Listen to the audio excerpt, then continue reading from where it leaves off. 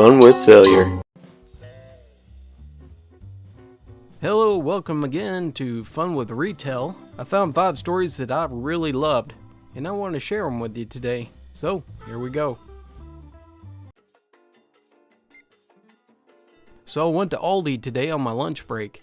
I was shopping for ingredients to make hard apple cider. I found only the apple juice that Aldi sold without preservatives, and I loaded up my cart with a half a dozen gallon bottles, and I kept them in the cardboard boxes because it would make it easier to transport.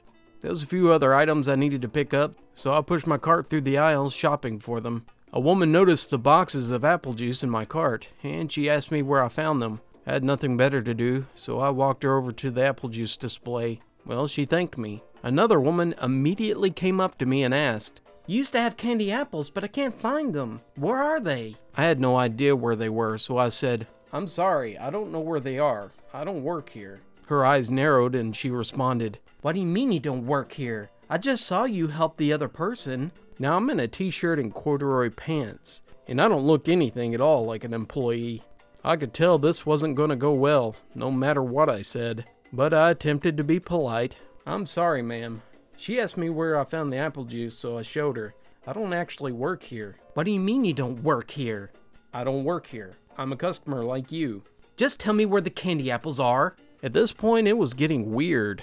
"I really don't know where the candy apples are. I don't work here." "You don't know where anything is in this store." "I know where the apple juice is." "Where are the candy apples?" "Ma'am, I'm sorry, I can't help you. I really don't work here." "What is that supposed to mean?" "It means I don't work here at this store, and I don't know where the candy apples are. I am a customer like you." "Then why are you stocking the shelves?" She indicated the boxes in my cart filled with apple juice. "I am shopping, and I'm going to buy what's in my cart." "Nobody needs that much juice. You work here, and you need to tell me where the candy apples are." At this point, everyone around us had stopped to see what was going on. An Aldi shelf stocker came over and said, "Ma'am, the candy apples are a seasonal item. I'm afraid we're sold out." The woman glared at the Aldi employee, and then me, and then she said, "Why didn't he tell me that?" "He doesn't work here, ma'am." The woman then roared in exasperation. She pushed her cart into the aisle display of canned food, knocking it over, and screamed, "What is wrong with you people? I am never coming back." She stormed out of the store fuming. The employee looked at me all confused, which I returned the look. Then I proceeded to the checkout.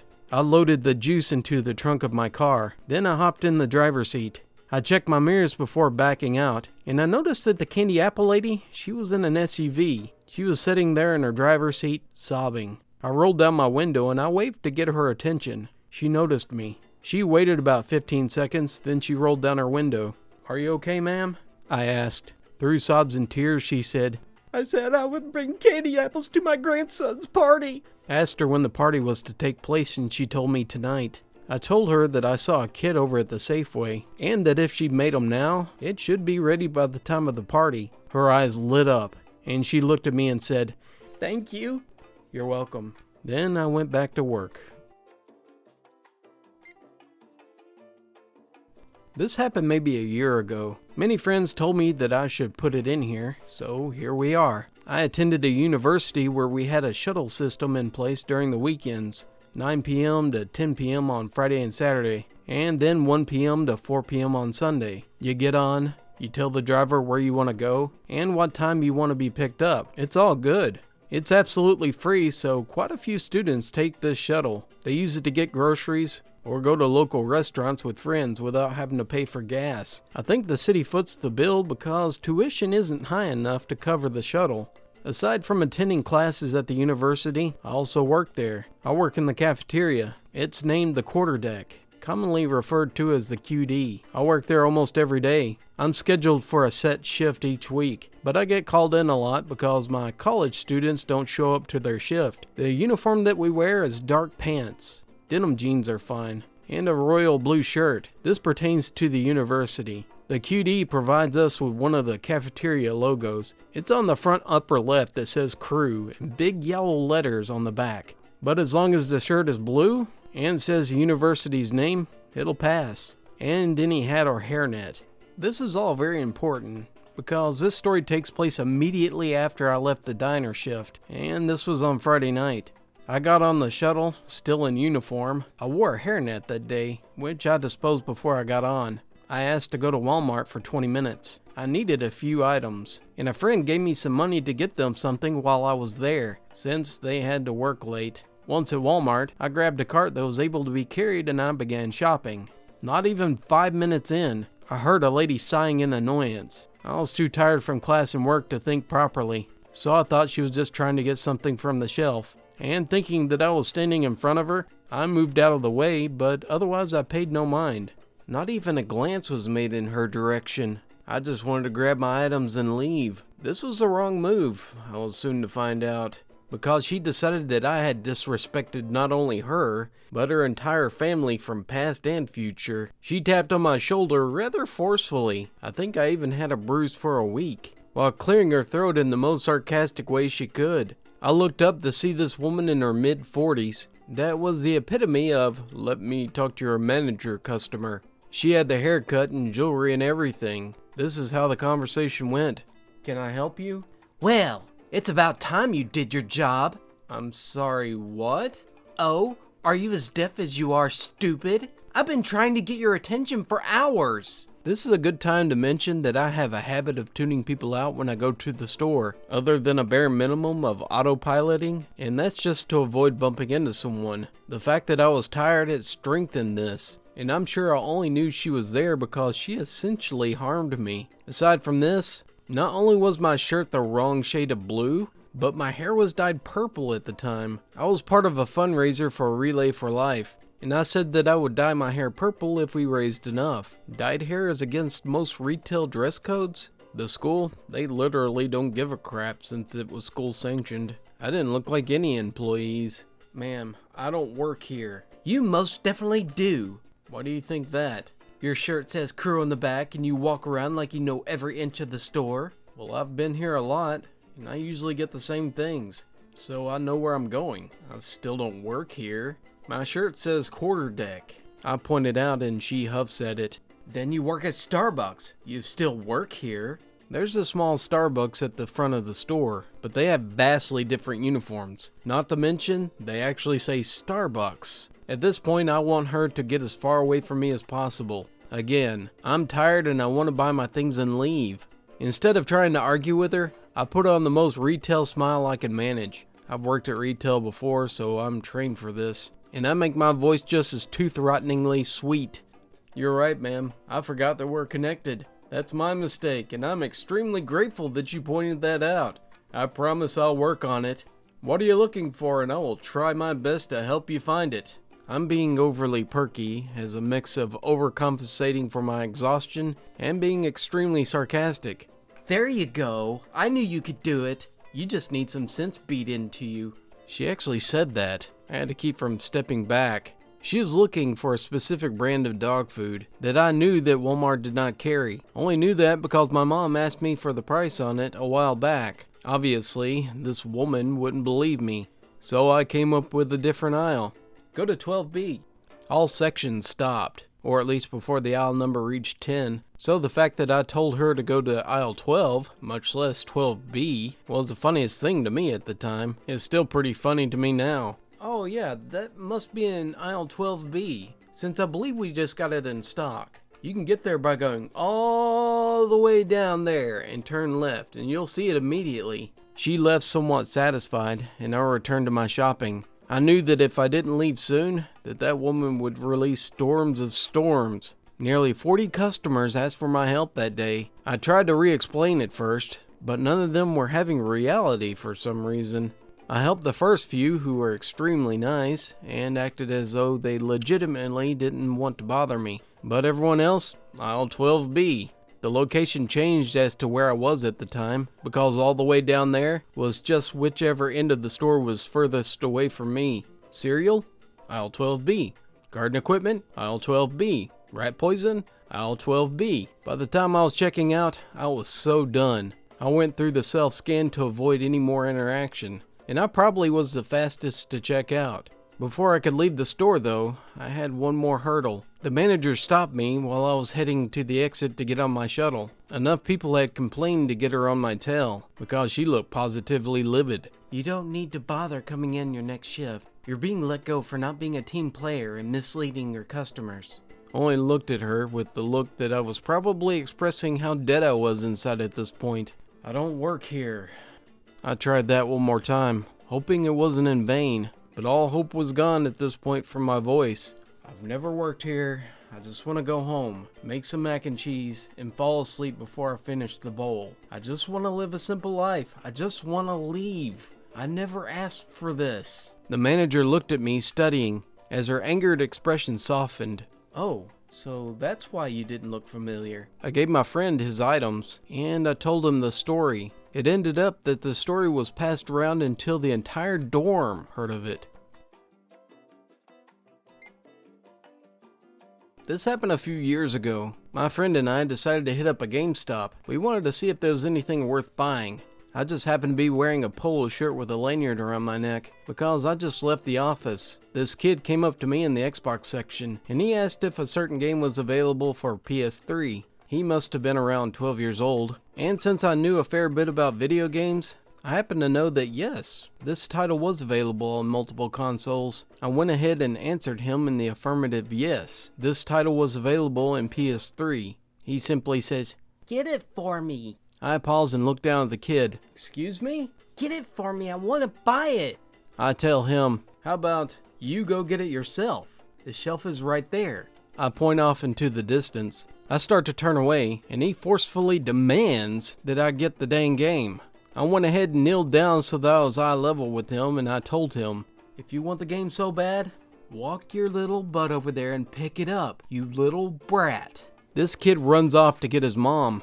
My buddy and I were having a good chuckle about this. We get our games and we head off to stand in line. While we were making our way through the line, here comes the kid again with his mom in tow. This GameStop is attached to a bookstore, so I guess the mom decided that GameStop could babysit her little hellspawn while she sneaked off to take a look at 50 Shades of Lame. The mom was throwing a fit, and she was saying that an employee told her kid to walk his fat butt over to the shelf and get the game himself, and she demanded that the employee is fired. Right about now, my buddy and I are stepping up to the register to pay for our games, while this mom and kid are looking for said employee. The kid looks up at me and goes, "That's him." The mom just explodes on me like a ton of vitriol. She's going to have me fired and blah blah blah. Meanwhile, my buddy and I are cracking up.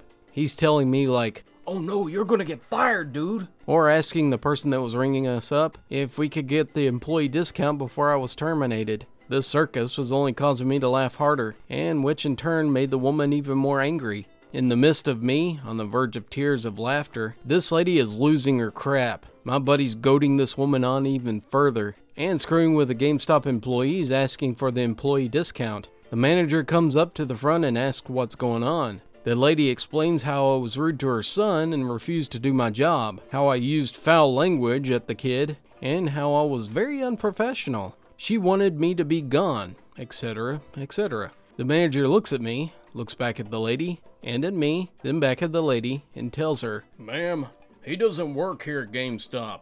Then there was dead silence. Finally, my buddy speaks up. "So I guess that's a no on the employee discount."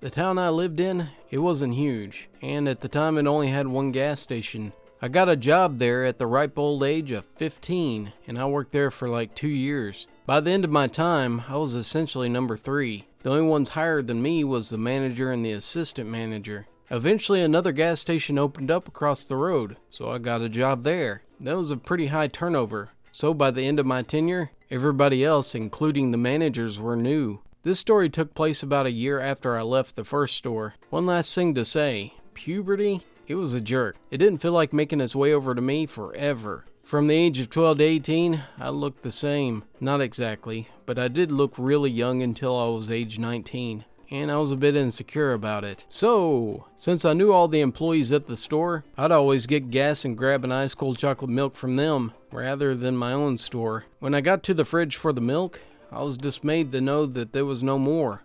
But seeing that I worked there for 2 years before, I knew that they kept this stuff in stock in the back walk-in fridge. This fridge is also where they had all the beer. So when this old woman noticed me back there, she was assuming that I worked there.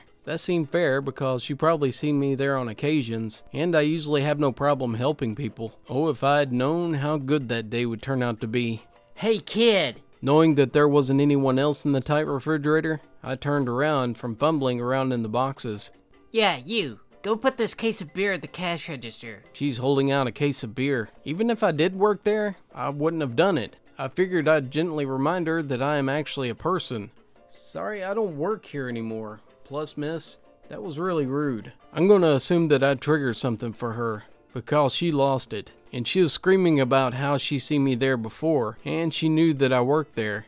I tried to get a word in edgewise, but I was unable. But since being unable to say anything, and her being between me and the door, I figured I might as well just ignore and find my chocolate goodness. You look at me when I'm talking to you, you ungrateful child! Look, it seems like you're having a bad day, so I'm gonna just let all this slide, and just remind you that I no longer work here. With a huff, she turned around, and she walked out, but not before she threw out one last insult. Your mother must have been incompetent to raise such a selfish boy. I had been having a good day up till then. I usually wouldn't put up with that, and I would scream right back at her. That changed when she insulted my mother. I found my drink and I went up to the registers. These machines were ancient, and it took about 15 minutes to boot up, and glitches were frequent.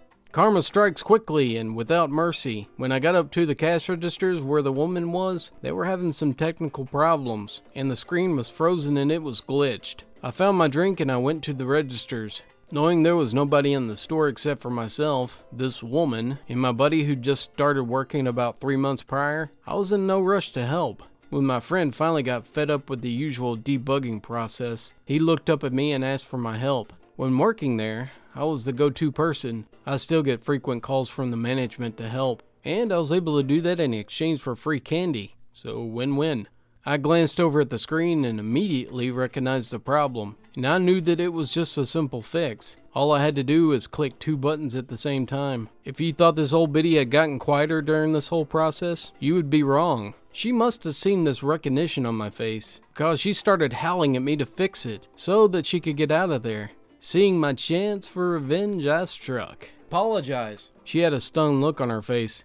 What did you say to me? I would like you to apologize for me and I'll fix the problem. You little crap, you fix it right now or I'll have you fired. I'd like to remind you that I don't work here, and I still expect an apology. I was assuming that she was running late because after another 2 or 3 minutes back and forth, she finally relented. I'm sorry. Now will you fix the machines? And normally I would have accepted it, but I still had another 30 minutes to kill, so I figured I'd push it. Sorry for what? And there was more incoherent yelling from this lady, and my friend was trying not to laugh. I didn't hear an apology in there. I'm sorry for being rude, even though you're a little brat. I stared at her, just thinking. She was so close, so close. She could have been free to enjoy her beer, and free to annoy anybody else that crossed her path. But alas, it was not meant to be. No, I don't accept it. Have a nice day. She had this dumb look on her face before she turned around and scowled and started to scream again.